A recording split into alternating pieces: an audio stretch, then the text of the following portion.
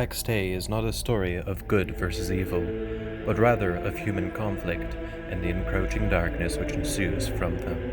It is a force which takes many forms, and throughout the realm of Rex Mundi, creatures of nightmare come in from the darkening corners of the lands. Though not much remains from the final days of the fall, we may piece together the history and find the answers to many questions. It was the spring of 3899 after the 10th creation, post denecinem grunitiem, 1 year after Loios, the ninth Redeemer, perished at the hands of the Princess of Anatolia at the beginning of the Great Downfall.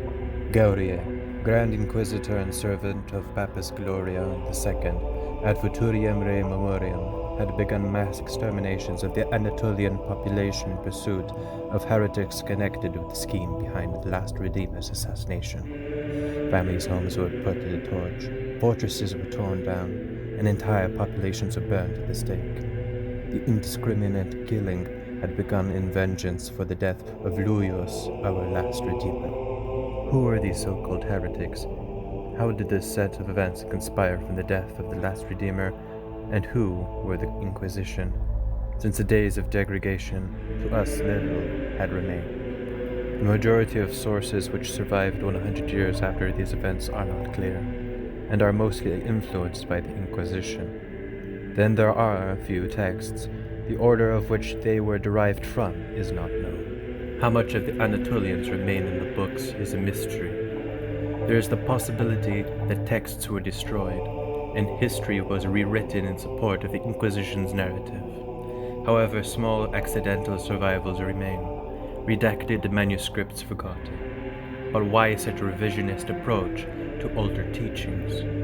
This is a surviving redacted manuscript describing the Axis Mundi, the center of the world, Centrum Mundi. It speaks of light in which no one impure may suffer, equally protected by the divine grace. Is there perhaps some agenda here, or a secret? Did the Inquisition not want some fundamental truth about the Rex Mundi to be known? What about this intersection between the earth and the divine remains hidden? Was it related to there being no more Redeemers? Even yet more questions remain. There was the divide between the papacy and Anatolia after the assassination. However, the assassination seems to indicate a different struggle going on in the background that led up to it. And with this, the papacy felt strongly that a cult so-called the Sethians were intimately involved. Yet there is no description of why they suspected this. Were the Sethians involved with a plot to assassinate the last Redeemer?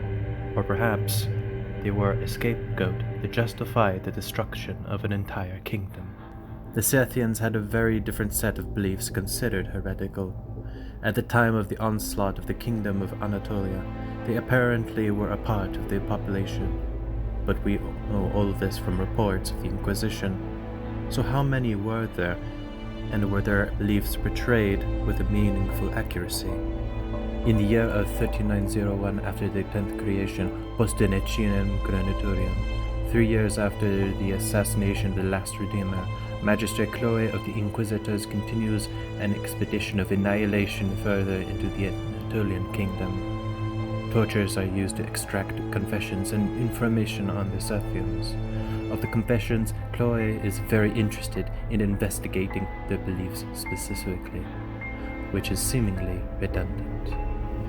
The Inquisition seem to regard this cult as something they have not known much about before. It seems to be a relatively new thing to them. Anatolians' dominant religion was headed by the papacy.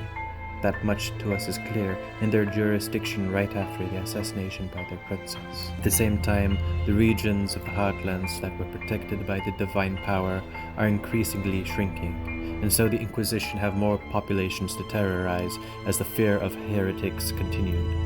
No one in the heartlands could be harmed because of the divine protection. So as the power faded away, settlements and cities were being erased off the map. Immediately, there is something else at work aside from the Inquisition. Creatures with the bizarre begin to make appearances. Peasants become afraid of all that is conspiring, and so no doubt flee to the surviving heartlands. But that goes into speculation.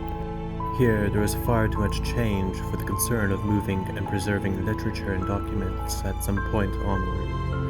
And so you have an immense void, but we know that it was somewhere here after the loss of further information that there was total collapse. The monarchies and papacy have disintegrated at some point for seemingly no other possible reason than the loss of stability and recognition of authority. With this, there are texts alluding to rumors and accounts with monsters and people corrupted by dark sorcery. By the late 40th century, what mostly comes in the way of information are legends and folktale. In terms of what caused the Great Fall, there was a great deal of human factor put into it, but towards the end, something else came along and dissolved everything else. How that came about remains a mystery. Hello, this is Pax Pi, and yes, I'm the divine Pi on the internet. The Pax Dei Discord community is a great place to hang out, discuss lore, and video game mechanics in the upcoming MMO sandbox. So do tag along and meet fellow adventurers, and don't forget to eat pie with your friends.